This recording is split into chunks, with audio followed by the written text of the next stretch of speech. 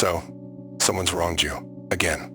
Of course, it's the world's favorite pastime, people offending you, stepping on your precious little values, your hard-earned sense of self. Maybe it's the coworker who talks over you, or the friend who forgot your message, or perhaps someone just had the audacity to exist in your general vicinity today. But before you get too comfortable in your righteous indignation, I've got a question for you. What if the real problem isn't them?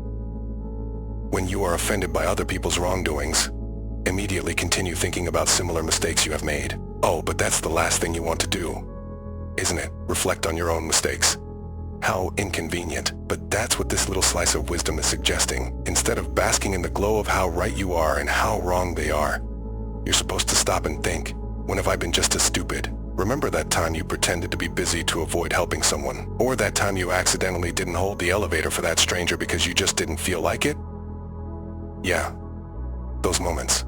But see, those aren't just random blunders, they're the result of something deeper, something bigger. What are they driven by? Yes, the usual suspects: money, pleasure, reputation, the trifecta of human motivation. Setting a value on these things, because obviously what could possibly be more important than your precious reputation and your fleeting moments of pleasure?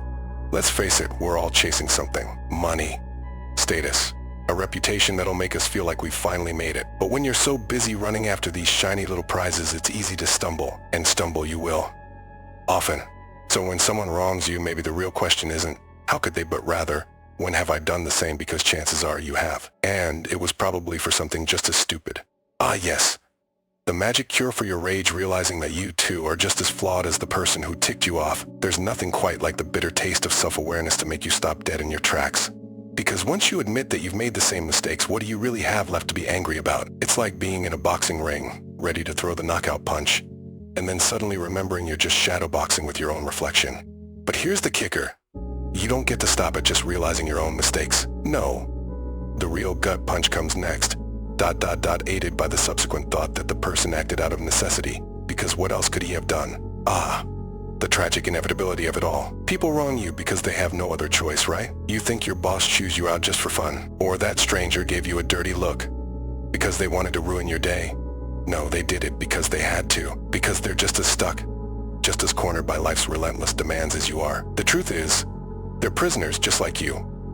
Every offense, every mistake, it's just another cog in the machine. People act out of necessity, trying to survive in a world that doesn't stop moving, doesn't stop demanding, doesn't stop pushing. You think that guy who cut you off in traffic was doing it to spite you? No, he's late for a meeting that might cost him his job. That woman who snapped at you at the grocery store, she's barely holding it together, juggling a dozen invisible weights you know nothing about. But here's the part that'll really twist the knife. What if they didn't have to act that way? What if in some perfect world they had the luxury to pause, to think, to choose a better action? What if we could all just stop, breathe, and make the right choice every single time? But we can't, can we? Life doesn't allow it. The truth is, we're all just reacting to stress, to pressure, to fear. Every mistake, every hurtful word, it all comes from necessity. It's a chain of events none of us can break.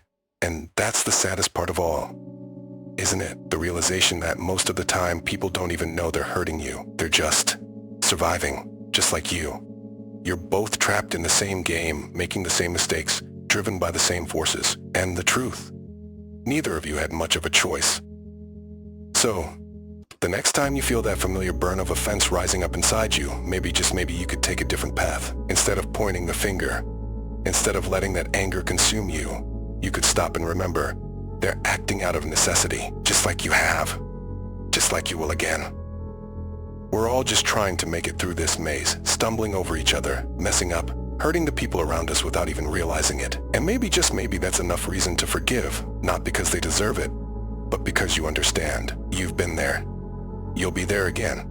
Forgive them. Not for them, but for yourself. Because in the end, we're all just trying